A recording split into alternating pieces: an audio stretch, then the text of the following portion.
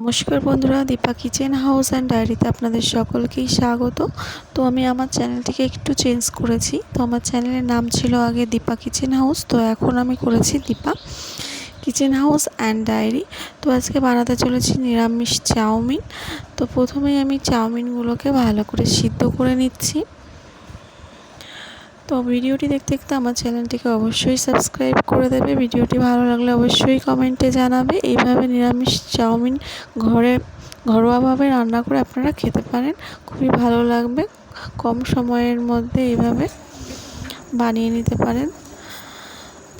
তো দেখুন আমার চাউমিনগুলো সিদ্ধ হয়ে গেছে, আর আমি এটাকে নামিয়ে ভালো করে জল দিয়ে ধুয়ে নিয়েছি।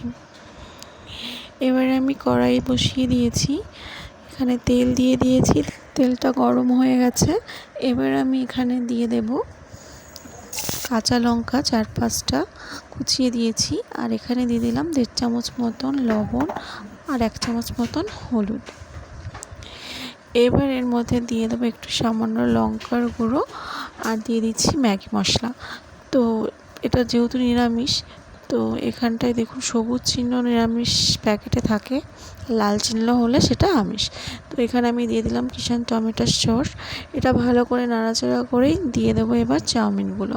দেখুন আমি চাউমিন দিয়ে দিয়েছি। এবার এটাকে ভালো করে নেড়েচেড়ে ভেজে নিলেই তৈরি হয়ে যাবে ঘরোয়াভাবে চাউমিন। তো এইভাবে আপনারা খেতে পারেন কম মশলা দিয়ে, কম তেল দিয়ে। দেখুন কত সুন্দর হয়েছে।